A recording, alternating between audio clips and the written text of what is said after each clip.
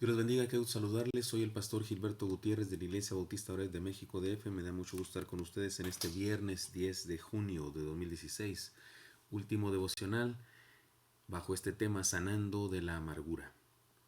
Una de las cosas más graves de la amargura es la desesperanza que provoca. Estamos sumidos en la tristeza, la desilusión y otras emociones desagradables, de modo que no podemos encontrar ninguna cosa positiva en lo que pasa a nuestro alrededor. Es como caminar en círculos, como tener un par de lentes que nos obligan a verlo todo oscuro y sin posibilidades de salir adelante. He aquí otro ejemplo de enfermedades emocionales que nos narra la Biblia. Creer que estamos dentro de una especie de maldición sin poder salir. Dice así Lamentaciones 3, 4 al 6. Hizo envejecer mi carne y mi piel, quebrantó mis huesos, edificó baluartes contra mí y me rodeó de amargura y de trabajo. Me dejó en oscuridad como los ya muertos de mucho tiempo. Ciertamente hay tiempos difíciles, pero es un error pensar que serán eternos. He aquí un 10º principio para sanar nuestras emociones. Escojamos la esperanza. Este es el principio. Escojamos la esperanza. Dice Romanos 4:18. Él creyó en esperanza contra esperanza, para llegar a ser padre de muchas gentes, conforme a lo que se le había dicho. Así será tu descendencia. Romanos 4:18. El contexto histórico de esta declaración es el siguiente.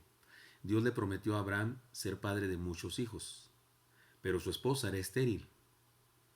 Tenían casi 100 años cuando la promesa fue confirmada. La lógica decía que aquello era imposible. La esperanza era nula. Sin embargo, el milagro sucedió. Se embarazaron y tuvieron un hijo. Su hijo se tuvo que llamar Isaac, o el Señor me hizo reír, o risa, porque ciertamente es como para reírse ante la simple idea de que dos viejitos procrearan un bebé. Anita la huerfanita dice en una de sus canciones más hermosas de esta obra musical, seguro que hay un sol mañana. Pero creer en eso es bastante sencillo.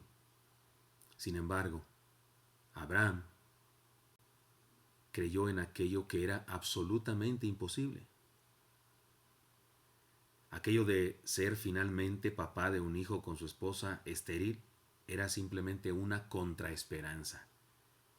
¿Cuáles son nuestras contraesperanzas, hermanos y amigos? ¿Tiene usted alguna contraesperanza como Abraham tenía? Déjeme decirle algunas ideas, tal vez traigamos a la memoria alguna de estas cosas en las que usted y yo pensamos eso es imposible, no va a suceder jamás. Por ejemplo, la solución de un problema matrimonial. Tal vez esa es nuestra contraesperanza. O la transformación de nuestra esposa o esposo o hijo o hija. O tal vez nuestra contraesperanza es vencer una adicción. No lo puedo lograr, no lo haré jamás, decimos. O tal vez ser transformado, un mejor trabajo, solucionar un problema económico, restaurar una relación, superar un problema de salud, poder perdonar, ser perdonado, terminar una carrera, tener un hijo, como Abraham y Sara, encontrar esposa o encontrar esposo, pasar un examen, aprender un oficio, enfrentar un nuevo reto. ¿Cuál es nuestra contraesperanza? ¿Qué es aquello que nos parece absurdo, ilógico, imposible de que suceda?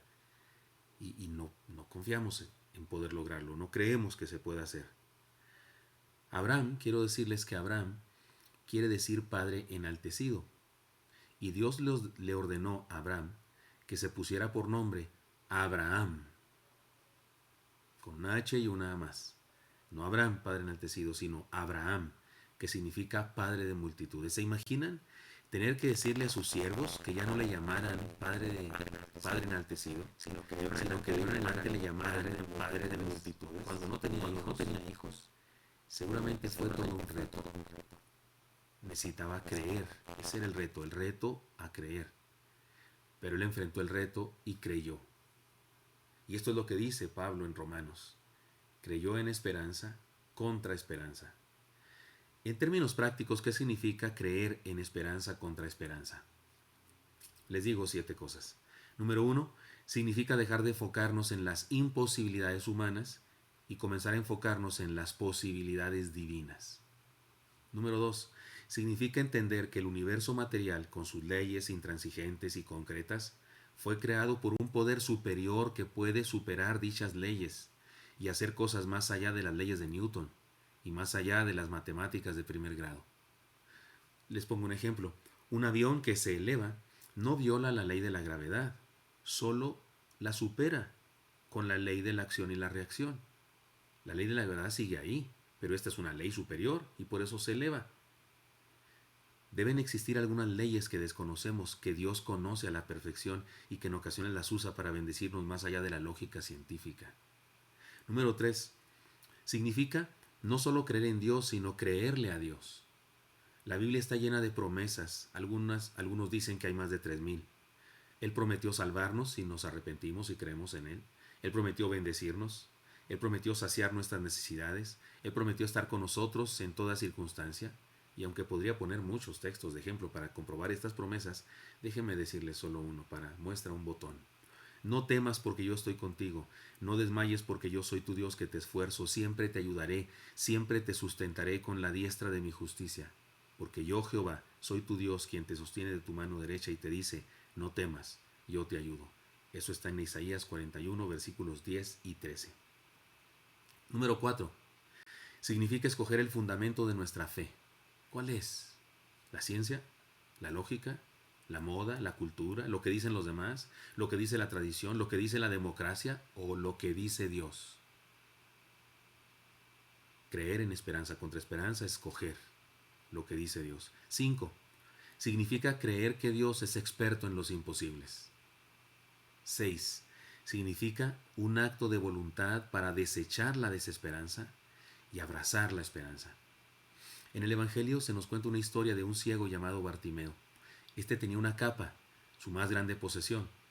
La llevaba donde quiera, le servía de cama, de cobija, de sombrilla para el sol, de mochila para guardar las cosas que la gente le daba por lástima. Él se dedicaba a mendigar. Un día cuando el Señor pasó por donde él estaba, comenzó a gritar, Jesús, hijo de David, ten misericordia de mí. La gente le regañaba para que dejara de gritar. Pero aunque él solo estaba ciego, se hizo el sordo y siguió gritando, hasta que el Señor lo llamó. Fue entonces cuando, dice el texto, dejando su capa en el suelo, y fue hasta Jesús. Fue sanado y se convirtió en discípulo.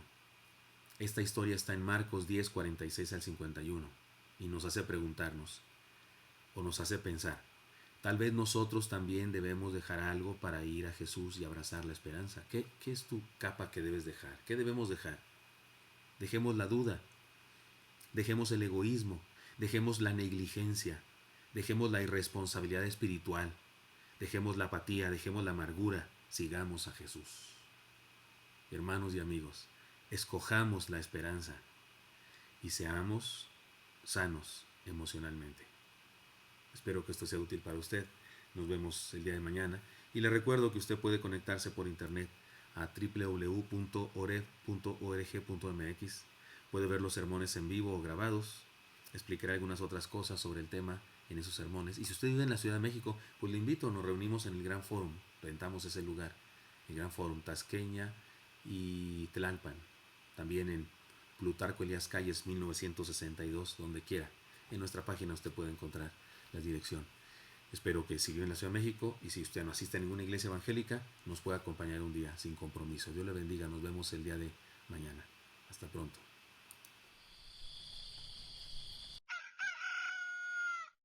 Ay, mi vida, mi vida.